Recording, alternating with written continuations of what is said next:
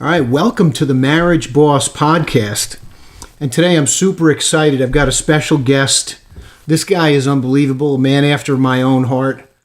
You're going to love his book. You're going to love his sense of humor. He's real. He's down to earth. And he's got some terrific information to share with all of you. His name is Nick Pavlidis. He is a family-focused business coach who helps high achievers grow their businesses while maintaining strong boundaries around family and personal priorities. His first book, Confessions of a Terrible Husband, Lessons Learned from a Lumpy Couch, details how he went from an overworked lawyer who had a family to a husband and father who is also a successful lawyer and businessman. He now trains busy people on how to start a business from home in just 7 weeks without leaving their family behind. I read the book. It's terrific. I can't wait till you all get your hands on it. Please join me in giving a big Marriage Boss welcome to Nick Pavlidis. Nick, welcome to the show. Hey, Rick. Thanks so much for having me. I'm super excited to be here. In going through your stuff, you got a terrific podcast. I'm just so excited about the information and the work you're doing. And the ride was really, a little bit bumpy. I know you have lumpy in the title of the book, but it was a little bit bumpy too. Before we jump into the meat and potatoes, is there a book that you're burning on right now that you want to tell our audience about?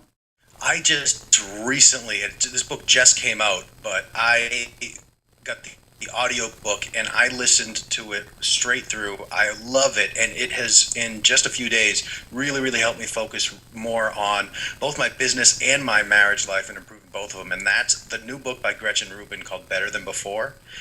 And it's a study. I love all of her books because she takes almost a scientific look at day-to-day challenges that husbands, wives, mothers, fathers face in business and at home. She wrote a book called The Happiness Project, Happier at Home. And this one is Better Than Before. And it's about discovering the science behind habits and how to improve your habits, how to change your habits in a way that's meaningful in your life. And I just love everything in that book. She gives 21 different ways that people form habits. It's not the typical, here are 21 days to success or 30 days to, it's really a deep dive into habits and into how different people react to information, build habits, break habits. It's fascinating, and it's already improved both my business life and my home life. I mean, I'm going to have to jump on that right away. And all of you out there, jump on that right away because Gretchen is amazing. And, that sounds like something that's going to be at the top of my list. Yeah, it's a great book. Wow, good stuff. So let's jump right in. I know a little bit about your story, just from knowing you a little and also reading your book and how you structured your business life to respect family boundaries.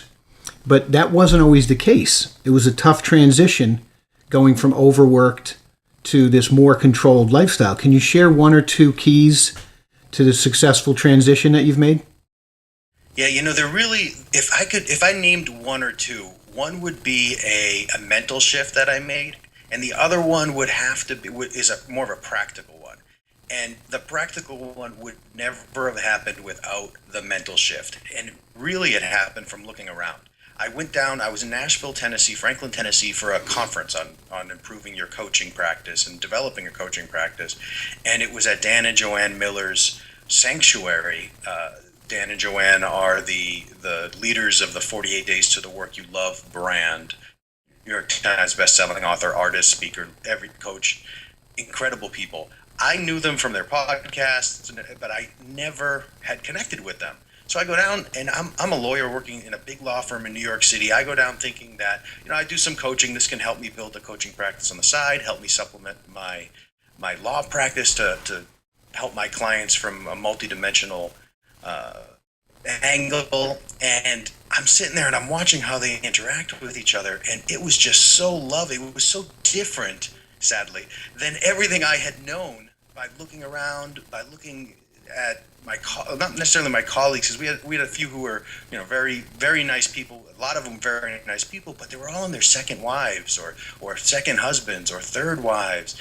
And I looked around when I got home, and I'm thinking, man, I'm just them 10, 20 years younger. Yeah. So if I'm doing all of these things just like they do, and just like they were doing, am I going to end up in the same place? So I really had to make that shift, thinking I got to control my input so that I can control my output. So Right. that mental shift of looking around and seeing the people who had put in the same effort, had the same focus, what did they get out of it? And you'd hear stories like, oh, my first wife just didn't understand. My first husband didn't quite get what it takes to make it in this industry. And you start hearing these things, and you're or at least I was really, I started getting so frustrated because those statements assume that the career and the success and the money is the number one thing. Even though if you ask them, if you say, well, if you could pick one thing, what would it be? Oh, I'd pick a great family. Yeah, but that's not what their actions told you. Yeah. So the number one key was really looking around and making that switch. Like if I want the results to be a successful family with a successful business life, then I need to shift my focus from doing the things that successful lawyers do to doing the things successful fathers and husbands do, who are also successful as lawyers. Boy, That was really the key mental shift.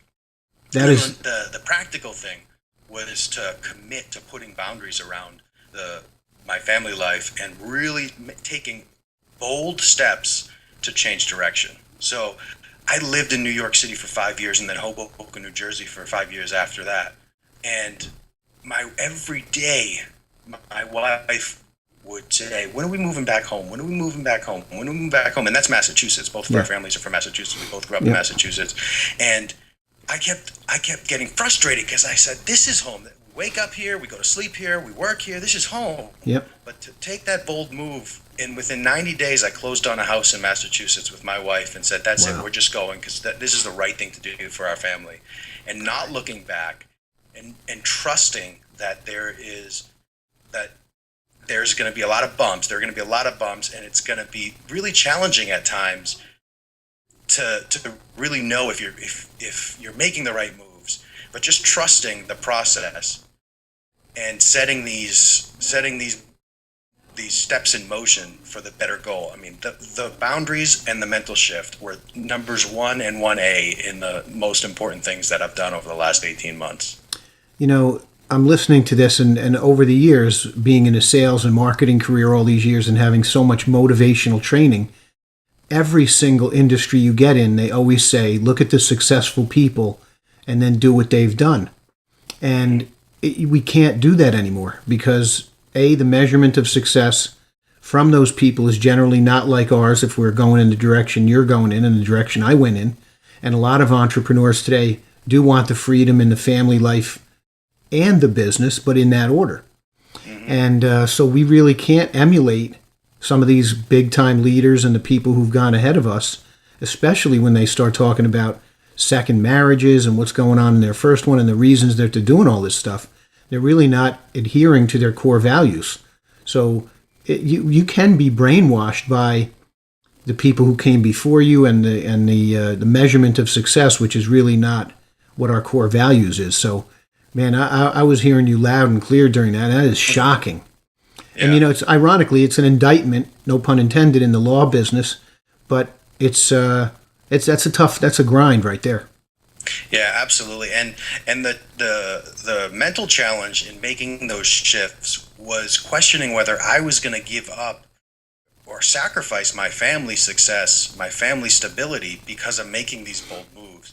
And I really had to trust the plan, trust the process, and I also had to shift my thinking about what success as a family from a financial perspective looked like. So when I moved to Massachusetts, I took a different job that provided more of a steady schedule and less attachment to my BlackBerry or iPhone or whatever. Yeah.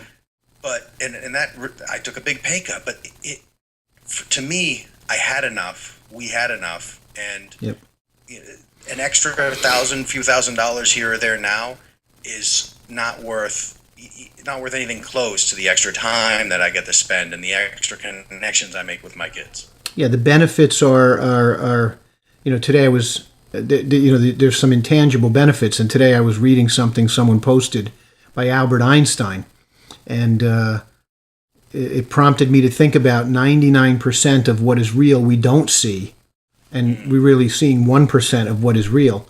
And so this intangible benefit, not only to your wife, not only to your relationship, but to the kids, and then that nourishment that you get really does come back to you in your business. It does allow you to be a better business person when you're a better dad and a better husband, no doubt about it. Yeah, absolutely. And just that fear of not being able to be successful in business because you're putting these strong boundaries, or these boundaries around my time, around my schedule, those fears are strong. But in my podcast, I've interviewed people who have sold millions of books, who have sold millions of dollars worth of products, New York Times bestselling authors, name recognition galore. Every time I reached out to them, I asked, would you like to be a guest on my podcast? They responded, yes. I said, well, here's the thing. And usually the here's the thing is in the first email. So that way I'm not baiting and switching or anything like that. But here's the thing. I'm committed to my family between the time I get home until 8:30 p.m. or 9 p.m. Eastern time to make sure my kids are settled. So my wife is not running around with our two kids, bathing them, getting there in the pajamas, reading them the books while I'm upstairs talking about how to be a great husband. Yeah. So is that okay? Not one person said no. We're talking about people who have millions of people on their email lists. Yep. And it did nothing. These boundaries only enhanced my business because it allowed me to free up my mind when I'm with my family because I know my business is taken care of. It allowed me to free up my mind when I'm working on my business because I know I've spent the time with my family. It's just been such an incredible outcome in such a short time. I still have a lot of work to do, but such an incredible outcome in such a short time because of those boundaries and the confidence in the process.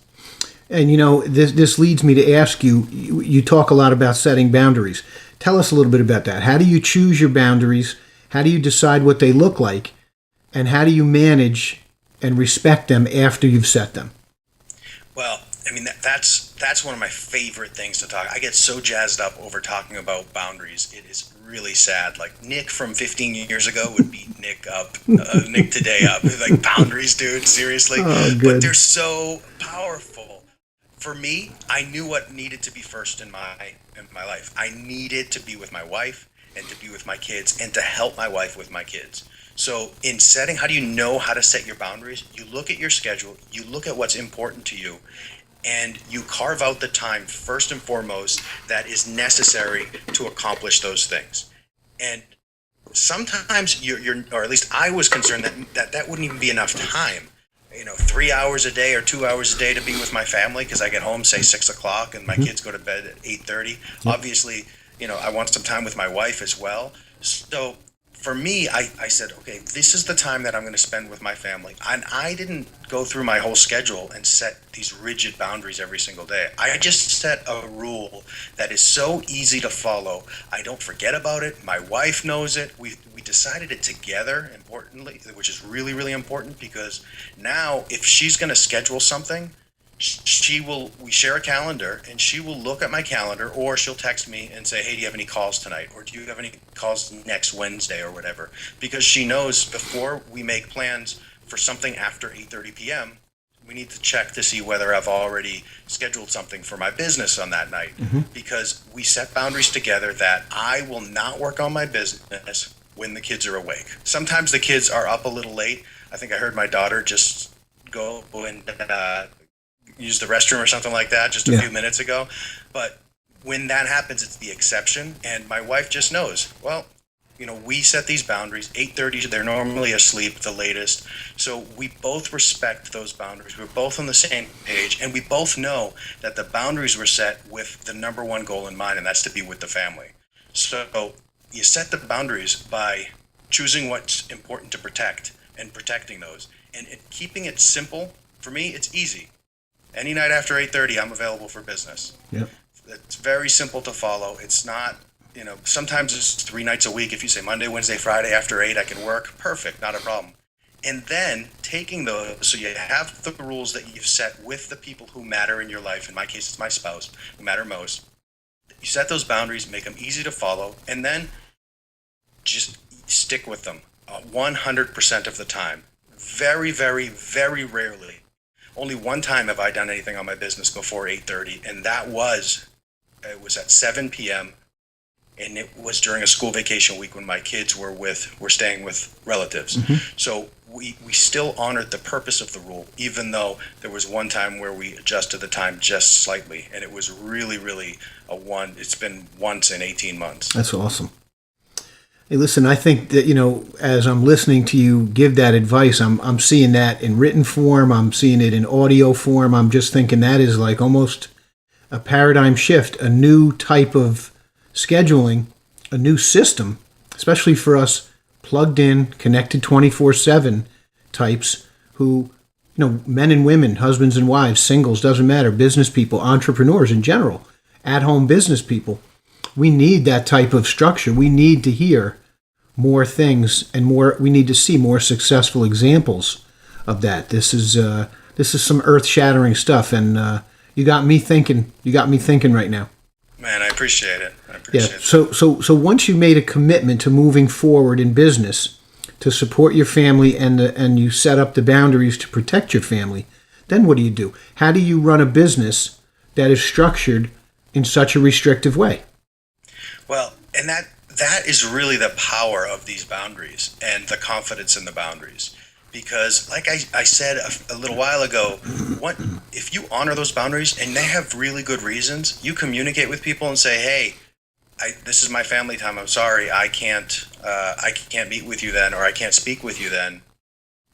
Everyone will respect it. And the people who don't respect it, I don't want to do business with them. If they say, I don't care. I don't care if you have with your family. I need your help. That's it. Right on to that, man.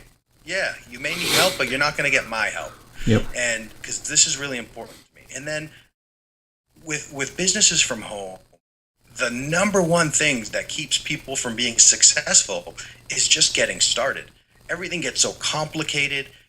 People think about starting a business from their house, and they think about the business as being what's going to happen 10 years from now. They think about Google 2015, and they don't realize that Google 2015 isn't what Google started out as. Google, when it started out, was a white screen with a box and a button. Yeah. It helped you find things on the internet. Now they have watches and cell phones and all this stuff. And they own YouTube and they're billions of dollars. Yep. But if the commitment to starting small and just starting and not worrying about 15 different ways to interact with people on social media, just picking one thing that you can do over and over again very simply, committing to that fits in the time frame. And you talk to people who want everything, they want to do it all, and they start thinking about the perfect business to launch and how they're going to make it perfect before they launch. Talk to them 3 years from now, they'll be doing the same thing. You talk to the person who says, you know what, I got 6 hours a week that I've carved out for this. I'm going to keep it really simple. I'm going to take one thing, I'm going to deliver it in one way, and I'm going to advertise locally. I'm going to go out and I'm going to network. I'm going to shake hands. I'm going to look people in the eyes. I'm going to talk to folks who are in that niche. Those are the people who 3 years from now are going to be making thousands and thousands of dollars off of their idea. Not because they did it better, but because they started, and they started simply, and they let it grow organically. So when you set these boundaries, it almost forces you to simplify your business. Oh, that's a good point. Wow. That almost gets you out and get you started just by itself. Because you can't do everything. You got 6 hours a week. Take 7 weeks. Do your research on what 5 or 6 or 10 things you would love to do. And then take some time, take a few days, maybe a week, and look at how other people are making money that way. Find one that connects with you, that matches your skill sets and your passion, that you can identify groups of people who could benefit and would pay money for that product or service. Then narrow it down a little bit more. Get a team together to reach out to people. And get a team together, it's, your Facebook friends, your family, your friends. Reach out, hey, I know someone who is if I'm coaching young lawyers, I know some young lawyers who might want to connect with you, or I know some people who teach at law schools who you could go and speak in front of some of their law students about how to network as a young lawyer. Once you simplify the idea enough, it's easy to identify people in groups who will buy from you. So taking that 6 hours and forcing yourself to simplify things is such an incredible way to be the people who get started versus the people who just talk and dream for years. That is an aha, moment right there. So it could work against you if you have too much time to spend on this new business. How many Saturdays have you spent when your family's away and on Friday night you say, all right, I got Saturday all to myself. And then you wake up a little late, you go downstairs and you say, I'm just going to catch one House Hunters International or whatever. And then you say, all right, well, it's 11 o'clock, so I might as well just watch a couple more, and then I'll have lunch. And then after lunch, I am going to work it. I am just going to do so much work. Crush. And then it's after lunch. You maybe do something, maybe you don't. Next thing you know, it's like 6 o'clock, and you say, well, the day's gone. I might as well just go get some burgers and beers, and then I'll go to bed or whatever. Yep. You have so much time. You have 15 hours just that day alone, and you do nothing. Oh, my God. But when you're motivated with a goal and you got a simple plan of attack and you don't have the luxury of too much time, it's such an incredible wind behind you to push you out of your comfort zone a little bit. That's so true. Push you to focus. Good stuff. Good stuff. Can you share one or two things that you would do differently if you were starting today? Yeah, I would definitely simplify things even further. Because every idea that I have, every little business niche that I exploit a little bit, that I market, I get a new website, I get a new Twitter handle, or I used to.